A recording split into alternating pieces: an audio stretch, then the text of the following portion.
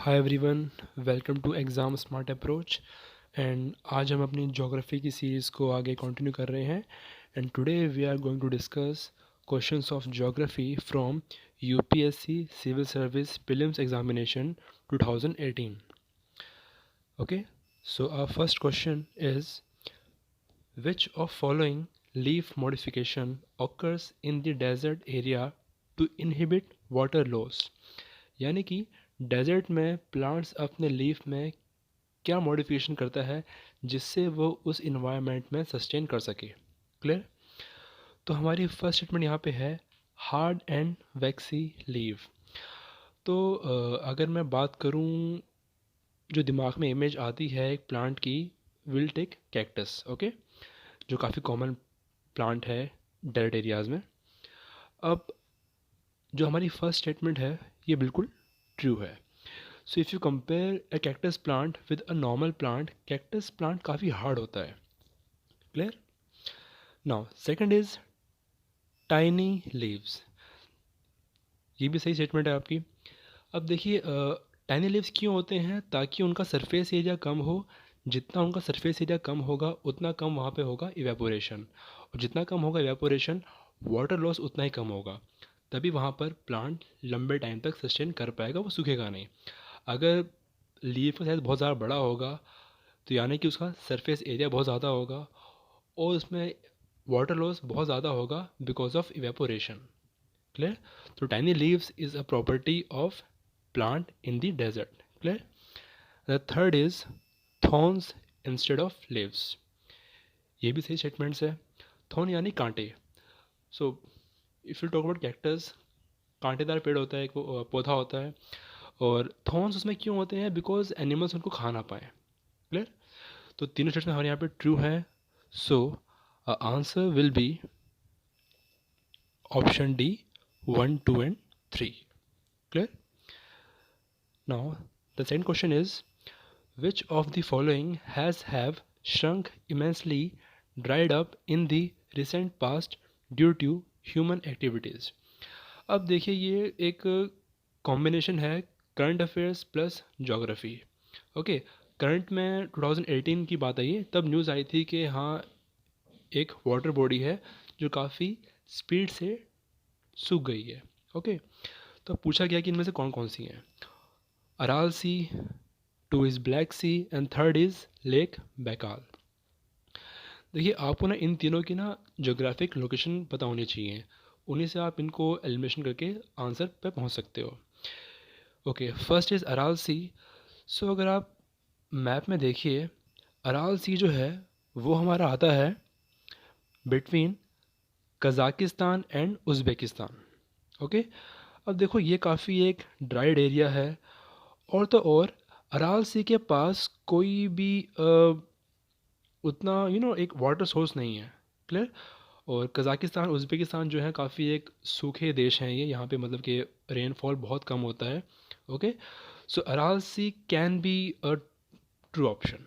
Okay, तो अभी हम इसको यहीं पर छोड़ देते हैं। सेकंड देखते हैं, ब्लैक सी। ओके, अब अगर मैं आपको मैप में दिखाऊं द लोकेशन ऑफ ब्लैक सी, तो यहाँ पे देखिए आप, ये रहा हमारा ब्लैक सी। ओके, अब देखिए ब्लैक सी जो है ये टच करता है मेडिटेरियन सी को इस एरिया से। Okay, like the area between Bulgaria and Turkey. तो यहाँ पे इनका एक इंटरकनेक्शन बनता है आपस में। क्लियर? और मेडिटेरियन सी जो है वो टच करता है आपके अटलांटिक ओशन को। ये रहा आपका अटलांटिक ओशन यहाँ पर। ओके, टच कहाँ से करता है? ये इस एरिया से। ये एक फेमस स्टेट है, इसे हम कहते हैं state of Gibraltar. Okay, state of Gibraltar which connect Mediterranean sea and Atlantic ocean. अब यहाँ पे आप देख सकते हैं कि एक चेन बंधी हुई है, लाइक ब्लैक सी टचेस मेडिटेरियन सी, मेडिटेरियन टचेस अटलांटिक ओशन। तो यहाँ पर बहुत ही रेयर चांस है कि ब्लैक सी का पानी कभी ड्राइड अप हो। क्लियर? क्योंकि ये कंटिन्यूस सप्लाई होती है पानी की यहाँ पे। तो black sea can't be our answer. अब जैसे ही हमने एलिमिनेट किया है ब्लैक सी को, so we can find out के आर option B can't be correct and C is also wrong. So now we are left with A and D, यानी कि 1 only and 1 and 3. तो इट मीन्स अराल सी जो है वो हमारा सही है. हमने लोकेशन भी देखी है उसकी, कजाकिस्तान उज़्बेकिस्तान में. Now third is lake Baikal. It is in Russia. Okay. And अब देखिए रशिया काफ़ी आपका एक एक ठंडा एरिया है. वहाँ पे ग्लेशियर्स काफ़ी हैं और स्नोफॉल काफ़ी होती है उस एरिया में. तो लेक बैकाल का डेड अप होना बहुत ही मतलब कि एक रेयर चांस है उसका भी, क्योंकि उसकी लोकेशन जो है वहाँ पे उसको वाटर सप्लाई काफ़ी अच्छी हो जाती है. Clear. And also lake Baikal is the deepest lake in the world. Okay, सबसे गहरी लेक है, डीपेस्ट लेक है in the world. And also volume wise, okay, volume wise lake Baikal has the maximum volume of water. तो सबसे ज़्यादा deepest lake कौन सी है world की? Lake Baikal. और सबसे ज़्यादा पानी वॉल्यूम वाइज, वॉल्यूम सबसे ज़्यादा पानी कहाँ पे ज़्यादा है? वो भी है लेक बैकाल में. So third is also wrong. So a correct option will be option A, 1 only, Aral Sea. Clear? Now third question is, consider the following statements. In India, state government do not have the power to auction non-coal mines. Okay. Second is, Andhra Pradesh and Jharkhand do not have gold mines. And third is, Rajasthan has iron ore mines. Okay. अब देखिए यहाँ पे आपने इस question को approach करना कैसे है. Clear. And we all know that coal is a national asset. Okay. जो कोल है उस पर जो पूरा कंट्रोल है वो होता है हमारी सेंट्रल गवर्नमेंट का. क्लियर. बट यहाँ पे बात किसकी हो रही है? यहाँ बात हो रही है आपके नॉन कोल माइंस की, यानी कि your oil, clay, shale, gravel, sand, bauxite, etcetera, जितने भी हमारे नॉन कोल मिनरल्स हैं. तो नॉन कोल मिनरल्स के ऊपर स्टेट गवर्नमेंट का पूरी पावर होती है. ठीक है ना. तो यहाँ पे लिखा हुआ है do not have the power, तो यानी कि ये हो जाएगा हमारा wrong. Clear. So first statement is wrong, यानी कि हमारा option A is incorrect and option C is incorrect. So now we are left with option B 2 only and option D 3 only. Okay. Second statement कह रहा है Andhra Pradesh and Jharkhand do not have gold mines.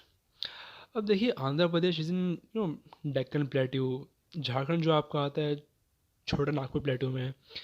And they are very area with very rich mineral. Okay. काफ़ी quantity में यहाँ पे mineral हमको मिलते हैं इस पूरी बेल्ट में. तो गोल्ड माइन भी यहाँ पर है. ठीक है. तो ये भी हमारी क्या हो जाती है स्टेटमेंट गलत. अब राजस्थान में आयरन ओर है या नहीं है? अब देखिए इसके लिए अगर आप राजस्थान का एरिया देखोगे of I would say eastern part जो है राजस्थान का, वहाँ पे जो टच करता है with the Madhya Pradesh. Clear. और मध्य प्रदेश की जो सॉइल है वो उसमें एक आयरन होता है. अगर मैं बात करूँ तो जैसे कि राजस्थान में एक फेमस मोन्यूमेंट है हवा महल. हवा महल जो बना हुआ है वो बना हुआ है रेड सैंडस्टोन से. ओके. तो यानी कि अब ये हमको सिग्निफाई करता है कि उस एरिया में क्या हमको मिलती है? Red soil. ओके. जो मैं बात कर रहा हूँ राजस्थान का eastern part which touches Madhya Pradesh, वहाँ हमें क्या मिलता है? Red soil. And red soil signifies के उस मिट्टी में हमें मिलेगा हेमाटाइट. ओके. हेमाटाइट. अब अगर आपके पास हेमाटाइट आपकी सॉइल में है तो इट मीन्स कि वहाँ पर आयरन ओर प्रेजेंट है. क्लियर. तो ऑप्शन थर्ड यानी कि राजस्थान हैज़ आयरन ओर, ये बिल्कुल करेक्ट है.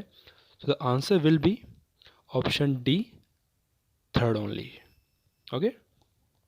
Now fourth question is, among the following cities, which one lies on a longitude closest to that of Delhi? Okay. अब यहाँ पे यू शुड नो कि ये क्या होता है longitude. Longitude is the vertical line like this. Okay. और एक हमारा होता है लैटिट्यूड, वो हमारी होती है हॉरिजॉन्टल लाइन इस वे में. तो vertical is longitude, horizontal is latitude. Clear.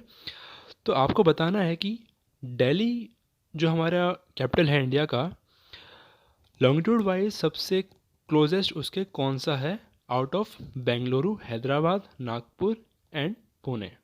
Clear. So देखिए यहाँ पर आप पुणे को ईजिली कर सकते हैं एलिमिनेट, बिकॉज पुणे जो है वो काफ़ी वेस्ट में आता है महाराष्ट्र के. ओके. एंड नागपुर भी आपका हो सकता है एलिमिनेट, बिकॉज देखिए आपने सुना होगा छोटा नागपुर प्लेट्यू जिसमें आपके आते हैं states like Jharkhand. Okay. But Nagpur अब आता कहाँ पे है, महाराष्ट्र में. तो इट सिग्निफाइज के नागपुर जो है वो महाराष्ट्र के बिल्कुल ईस्ट में जाके होगा. Okay. So now we are left with option A Bengaluru and option B Hyderabad. अब मैं आपको दिखाता हूँ इंडिया का मैप. या दिस. तो यहाँ पे आप देखिए, जैसे हमने कहा था जो पुणे है, पुणे हमारा आता है बिल्कुल मुंबई के पास यहाँ पर वेस्ट में. ओके. इस एरिया में बल्कि थोड़ा सा. और जो आपका नागपुर है वो आता है महाराष्ट्र के ईस्ट में, दिस एरिया में. ठीक है. हमको बताना क्या है कि न्यू दिल्ली से लॉन्गिट्यूडनली पास कौन सा पड़ेगा. Okay. So now we are left with Bengaluru and Hyderabad. So here is the answer, it's Bengaluru. देखिए बिल्कुल मैंने कहा था ना लॉन्गिट्यूड क्या होता है आपका, एक वर्टिकल लाइन. तो दिल्ली से अगर हम एक वर्टिकल लाइन ड्रॉ करें, will come to Bangalore. Okay. So Pune, Nagpur and देखिए हैदराबाद भी थोड़ा सा आप यहाँ पे कंफ्यूज हो सकते हो अगर आपको मैप की अच्छी नॉलेज नहीं है. तो अब वो एग्जैक्टली नहीं है, अब ये लाइन थोड़ी सीधी नहीं बनी है उससे, बट दिल्ली के लॉन्गिट्यूडल वाइज काफ़ी पास पड़ता है आपका बेंगलुरु. क्लियर. तो यहाँ पे हमारा आंसर जो होगा it will be option A Bengaluru. Clear. Now the fifth question is consider the following pairs. अब यहाँ पे एक आपको मैच द फॉलोइंग करना है टाउन्स एंड कंट्रीज़ में. Aleppo, Kirkuk, Mosul and Mazar Sharif. And countries are Syria, Yemen, Palestine and Afghanistan. Clear. Okay. अब देखिए ये चारों टाउन ऐसे हैं जो काफ़ी न्यूज़ में रहते हैं. ये पूरा रीजन बल्कि वैसा ही है, like Syria, Iraq, Afghanistan, Yemen, Palestine. Okay. तो जितना भी गल्फ़ का हमारा एरिया है काफ़ी न्यूज़ में रहता है. And you should know the famous cities. Okay. अब Aleppo Syria, Kirkuk Yemen, Mosul Palestine and Mazar Sharif Afghanistan. Okay. अब देखिए जो हमारा एलेप्पो सीरिया है ये बिल्कुल सही कनेक्शन है, एक एलेप्पो सीरिया में आता है. Kirkuk, Kirkuk is not in Yemen, ये हमारा आता है in Iraq, it is in Iraq. Okay. And Mosul, Mosul भी आपका इराक में आता है. ठीक है ना. पैलेस्टाइन भी यहाँ पे नहीं आता, गलत हो जाएगा. एंड मज़ार शरीफ, मज़ार शरीफ थोड़ा सा डिफ़िकल्ट वन है, इसको याद रखना. बट हाँ ये भी ट्रू है कि अफ़गानिस्तान में ही आता है. क्लियर. तो हमारे सेकंड थर्ड गलत हैं, 1 एंड 4 करेक्ट हैं. So answer will be option B 1 and 4. ठीक है. देखिए आप ना एक बारी जितनी भी हमारी गल्फ़ कंट्रीज़ हैं और उन्हीं कैपिटल, इनको तो आप बिल्कुल याद रखिए, भूलने की मतलब एग्ज़ाम में काफ़ी बनते हैं क्वेश्चन, स्पेशली यूपीएससी में इसके. ठीक है. Now the next question is question 6. Which one of the following is an artificial lake. Okay. अब देखिए आर्टिफिशियल लेक यानी कि जो मैन मेड हो, जिसे इंसान ने खुद बनाया हो. ओके. नेचुरल ना हो वो. सो है the option are Kodaikanal Tamil Nadu, B Kolleru Andhra Pradesh, C Nainital Uttarakhand and D Renuka Himachal Pradesh. Okay. अब देखो यहाँ पे आपको इस क्वेश्चन को अप्रोच करना किस वे में है. यहाँ पर देखिए इसको आप दो पार्ट में बांट सकते हो, यानी कि ऑप्शन ए एंड बी है ये हमारा peninsular India, and C and D है ये हमारा नॉर्थ इंडिया। क्लियर। अब देखिए आप यहाँ पे देखिए कि ना लेक का अगर मैं कहूँ रेफरेंस पॉइंट वो क्या होगा, एक रिवर, उन्हें सोच लेना पड़ेगा हमको। क्लियर। तो जो हमारा पेनिनसुलर इंडिया है वहाँ पर रिवर कैसी हैं, उनमें पानी कॉन्टिन्यूस फ्लो नहीं करता है, ठीक है ना। बट जो हमारा हिमालयन रेंज है, नॉर्थ इंडिया है, वहाँ रिवर कैसी होती है, पेरिनियल रिवर, यानी कि उनमें पानी का फ्लो रहता है 12 महीने। क्लियर। और अब देखिए आप अगर हम इन दोनों को कंपेयर करें तो हमको आर्टिफिशियल लेक बनाने की ज़रूरत ज़्यादा कहाँ पर होगी, नॉर्थ में या साउथ में। क्लियर। तो देखिए नॉर्थ का टेरेन जो है बहुत ज़्यादा डिफ़िकल्ट है और यहाँ पे पानी का फ्लो कैसा है, कंटिन्यूस है, 12 महीने है। तो you can have an idea कि हमको आर्टिफिशियल लेक बनाने की उतनी ज़रूरत नहीं है नॉर्थ में जितनी हमें कहाँ पर है, साउथ में, यानी कि पेनिनसुलर इंडिया में। अब इसका ये मतलब नहीं है कि नॉर्थ इंडिया में कोई भी आर्टिफिशियल लेक नहीं है, ओके ना, they are artificial lake. But अगर हम कंपेयर करें तो ज़्यादा हमको नीड पड़ती है इन पेनिनसुलर इंडिया यानी कि साउथ इंडिया में। Okay, so you can easily eliminate option D and option C. Okay, so now we are left with Kodaikanal, Tamil Nadu, and Koleru, Andhra Pradesh. Okay. Now, if you talk about Andhra Pradesh, Andhra Pradesh में काफ़ी famous river हैं like Godavari, Krishna. तो यहाँ पर भी पानी की efficient supply है। ओके, सी ये थोड़ा सा एक डिफ़िकल्ट क्वेश्चन है दोनों में कंपेयर करना, but I am giving you the approach. Okay, Andhra Pradesh में काफ़ी हमारी लार्ज रिवर हैं लाइक गोदावरी, कृष्णा, जो डेल्टा बनाती हैं वहाँ पे अपना, तो they have enough water. Okay, so the answer should be option A, Kodaikanal, Tamil Nadu. ठीक है। तो देखिए ऑप्शन सी एंड डी को एलिमिनेट करना कंपैरेटिवली इजी है, ए एंड बी में आप कंफ्यूज हो सकते हो। ठीक है, तो यहाँ पे इसका आंसर होगा 6 का option A. Now next question is 7th, with reference to agricultural soils consider the following statement. One is, a high content of organic matter in soil drastically reduces its water holding capacity. Second is, soil does not play any role in the sulfur cycle. And third statement is, irrigation over a period of time can contribute to the salinization of some agricultural land. तो हम देखते हैं अब इनको one by one. देखिए first हमारा क्या रहा है, high content of organic matter in soil drastically reduces it's water holding capacity. देखिए ये आपका गलत है। जितना ज़्यादा सॉइल में ऑर्गेनिक मैटर होगा उतनी ज़्यादा सॉइल की वाटर होल्डिंग कैपेसिटी इंक्रीज़ होती है। देखिए जहाँ भी आपको क्वेश्चन में वर्ड दिखते हैं ना लोग, ड्रास्टिकली, काफ़ी एक मतलब कि ये नेगेटिव वर्ड आ जाता है। तो ऐसी स्टेटमेंट में काफ़ी आपको देख के पढ़नी चाहिए। ठीक है ना। तो ये बड़ी कॉमन बात है कि जितने सॉइल में आपका ऑर्गेनिक मैटर होगा उतनी उसे क्या बढ़ेगी, वाटर होल्डिंग कैपेसिटी। तो फर्स्ट इज़ रॉन्ग। अब जैसे हमारा फर्स्ट रॉन्ग होता है, सो वी कैन कैलकुलेट कि हमारा option A is wrong, option C is wrong and option D is also wrong. Only left with option B, third only. तो यानी कि यही हमारा क्या होगा, आंसर। बट हम देख लेते हैं बाकी स्टेटमेंट्स भी। Second is, soil does not play any role in the sulphur cycle. This is not true. Soil का काफ़ी रोल होता है सल्फर साइकिल में। जितना भी आपका एनिमल एक्सक्रीटा होता है सब वो जब मिट्टी में जाता है तो वहीं से इसकी स्टार्टिंग होती है पूरे साइकिल की। तो सॉइल का भी काफ़ी मेजर रोल होता है। ठीक है। Third is, irrigation over a period of time can contribute to the salinisation of some agriculture land.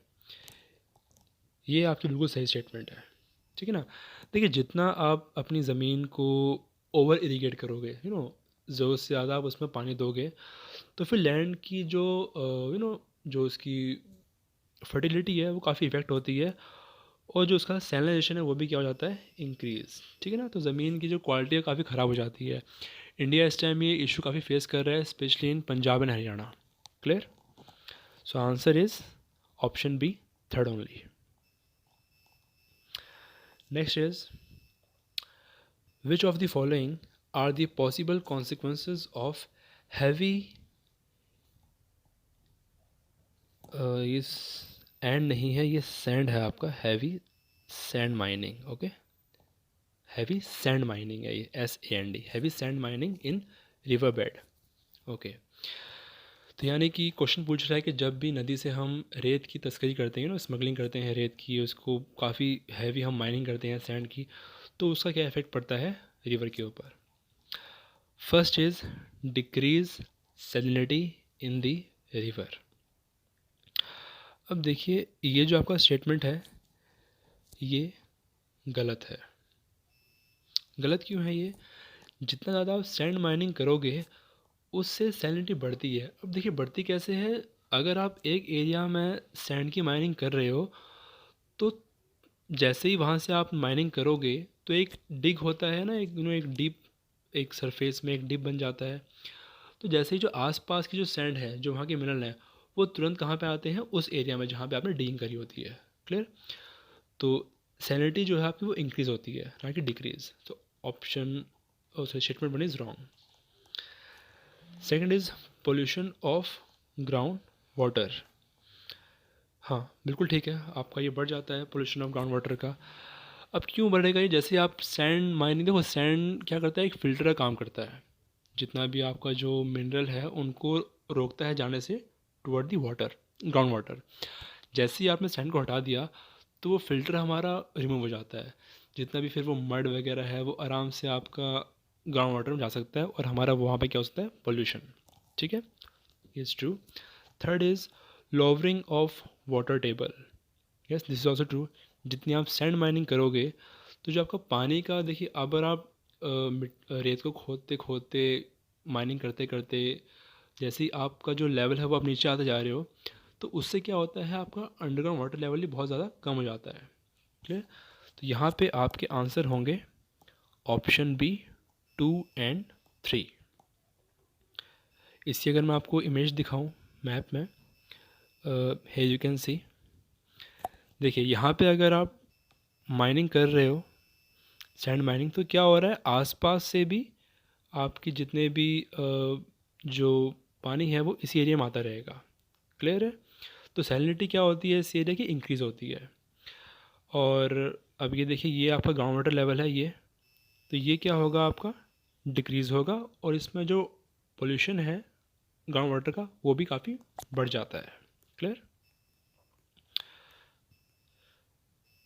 Oh, so eighth का आंसर आपका हो जाएगा option B 2 and 3। Now the next is consider the following statements. The Barren Island volcano is an active volcano located in the Indian territory. Yes, this is true. We all know कि India में इस time एक ही हमारा active volcano है, which is Barren Island in the Andaman and Nicobar. ठीक है, तो ये हमारी स्टेटमेंट ट्रू हो जाती है। Second is Barren Island lies about 140 kilometre east of Great Nicobar. अब देखिए ये काफ़ी एक टिपिकल स्टेटमेंट है। सही कहना गलत कहना काफ़ी मुश्किल होगा इसके लिए, बट आप इतना याद देखिए, ज्योग्राफी में कभी भी आपको एग्जैक्ट डिस्टेंस नहीं दे दिया जाएगा। इट्स वेरी डिफ़िकल्ट कि एक मेजर करना उस चीज़ को। तो अगर मैं बात करूँ बैरन आइलैंड की, तो ये जो ये 140 किलोमीटर ग्रेट निकोबार का नहीं है, ये आपका आता है 140 kilometre north east from port Blair, from port Blair. ठीक है ना? तो बैरन आइलैंड जो है 140 किलोमीटर नॉर्थ ईस्ट डायरेक्शन में है फ्रॉम पोर्ट ब्लेयर, जो कि है अंडमान निकोबार का कैपिटल। ठीक है, and third statement is the last time the Barren Island volcano erupted was in 1991 and it has remained inactive since then. अब देखिए, अगर हम फर्स्ट स्टेटमेंट में कह रहे हैं कि बैरन आइलैंड जो है वो एक एक्टिव वोल्केनो है, और थर्ड में आप देख रहे हो कि वहाँ कह रहे हैं कि उसका इरप्शन नहीं हुआ 91 से, तो फर्स्ट एंड थर्ड स्टेटमेंट आपस में क्या होती है, कॉन्ट्राडिक्टरी। ठीक है ना? अब रियलिटी क्या है कि 91 तक ये था एक डोरमेंट, ओके, बट 91 के बाद से ये क्या बन गया है, एक एक्टिव वॉल्केनो। क्लियर? तो यानी कि हमारी third statement is also wrong. तो second is wrong, third is wrong, so we are left with 1, यानी कि ऑप्शन ए 1 ओनली। ठीक है, मैं आपको मैप में दिखा देता हूँ इसी लोकेशन। यू कैन सी, देखिए ये रहा आपका बैरन आइलैंड, जो कहाँ पर है, east of middle Andaman and 140 kilometre north east from the port Blair. ठीक है, यही रहा आपका, और यहाँ पे ईस्ट में आता है मिडिल अंडमान के।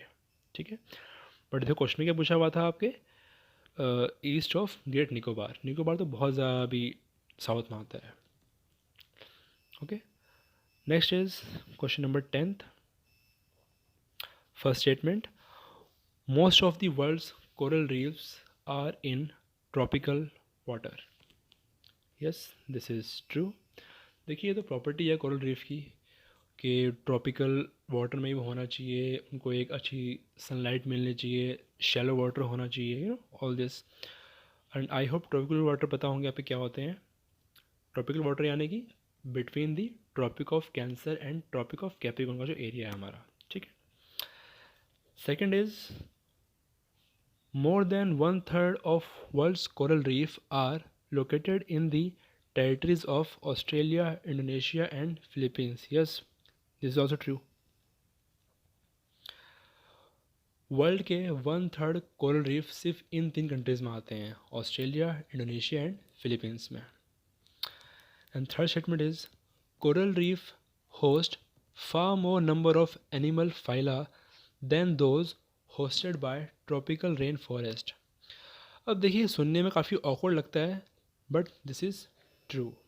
जी हाँ, जितना एनिमल फाइला हमारे ट्रॉपिकल रेन फॉरेस्ट में है, उससे भी ज़्यादा कहाँ पर आता है, हमारे कोरल रीफ में।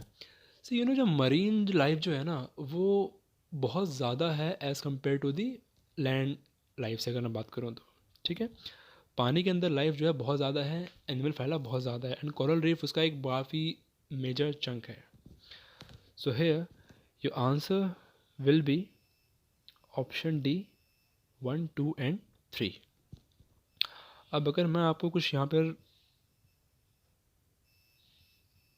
पॉइंट्स दिखाऊँ regarding the coral reef, so you can सी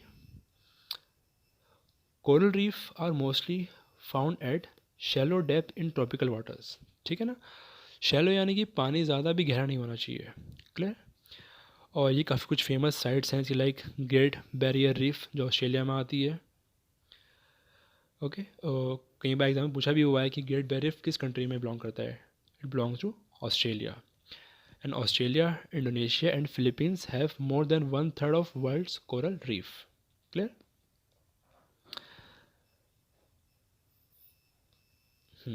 फिर देखिए आप, coral reef have more diversity than tropical rain forest and occupying less than 1% of the ocean floor. Now this can also be a statement कि कितना area cover कर रहे हैं आपके ocean floor का। It is less than 1%। और यहाँ पे साफ लिखा हुआ है कि they have more diversity than tropical rain forest. Clear? Okay, जो नेक्स्ट लाइन है वो बहुत ज़्यादा इंपॉर्टेंट है, जो कहती है कि coral reefs are home to more than 25% of marine life now. यानी कि जितनी भी आपकी मरीन लाइफ है उसका 25% सिर्फ कहाँ पर है, कोरल रीफ में। ओके, सो ये बहुत ज़्यादा इंपॉर्टेंट है, इस पॉइंट को आप ज़रूर याद रखिएगा, it might be a question in future. Okay, और ये बने किसके होते हैं, they are made up of calcium carbonate. Okay, तो ये कुछ इंपॉर्टेंट पॉइंट थे इनके। और अगर मैं जो मेजर रीजन है इनके, ये और कहाँ होते हैं वर्ल्ड में, सो बेसिकली 3 मेजर रीजन हैं इनके जो आपके आते हैं। First is Indo Pacific, okay, second is Caribbean, and third जो आपका आता है रेड सी। ये 3 जिनके मेजर जोन है। और कंट्रीज़ कौन सी आती हैं आपकी, Australia, Indonesia and Philippines. Clear? Okay, next question is question number 11th.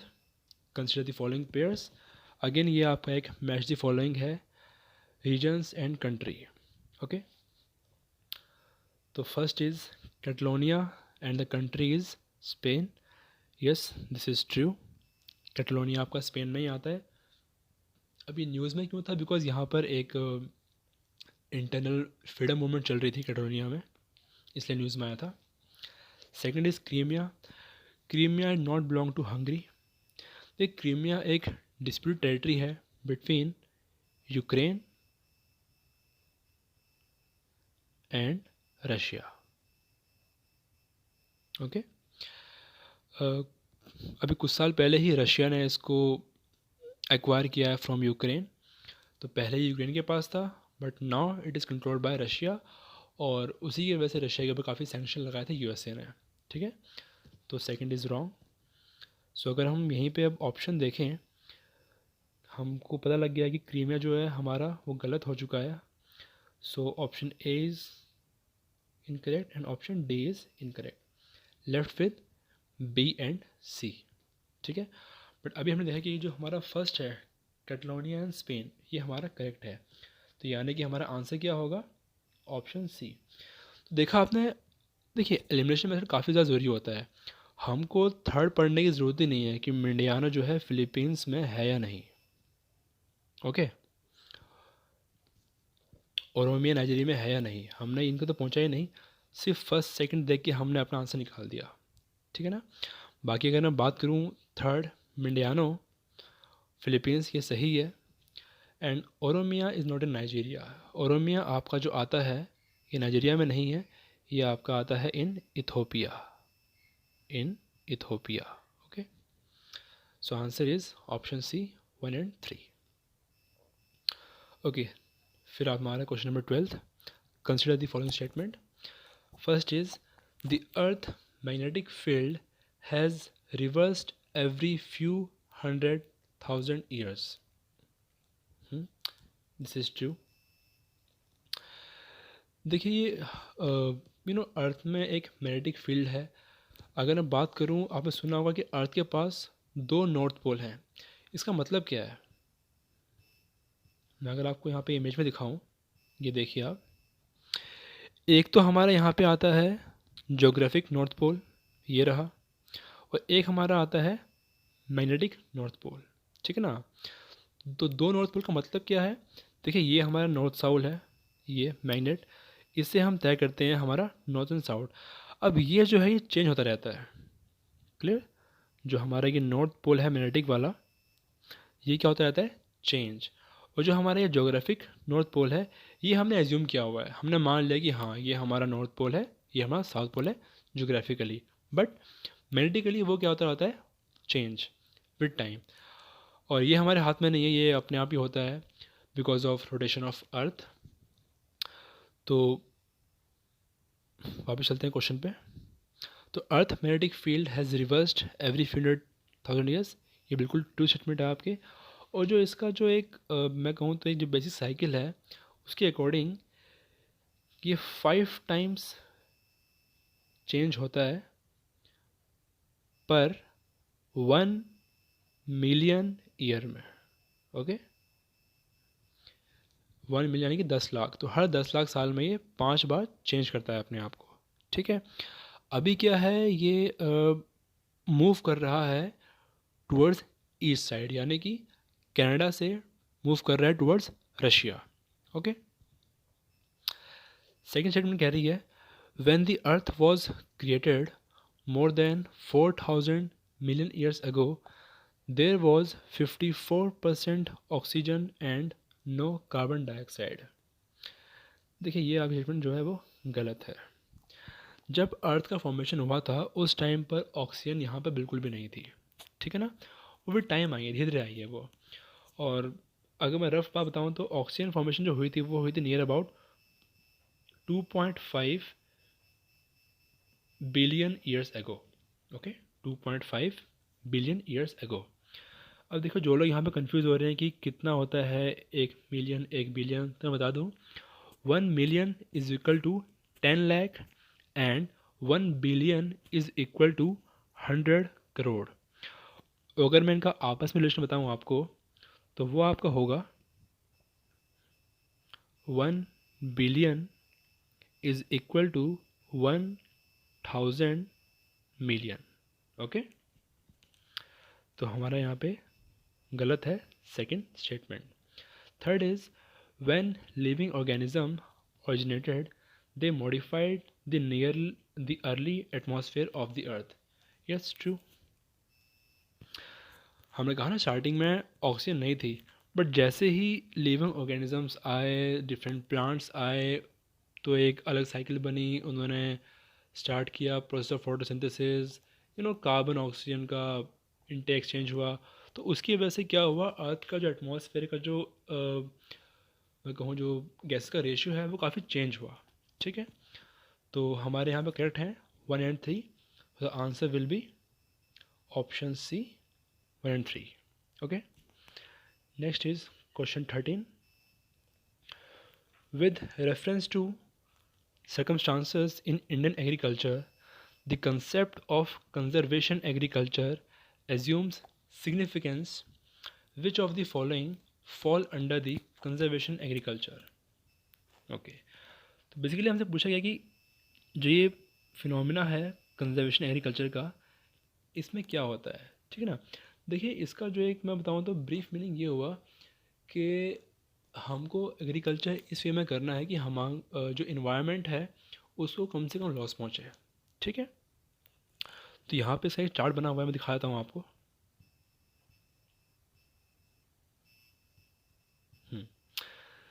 तो देखिए there are 3 principles of conservation agriculture.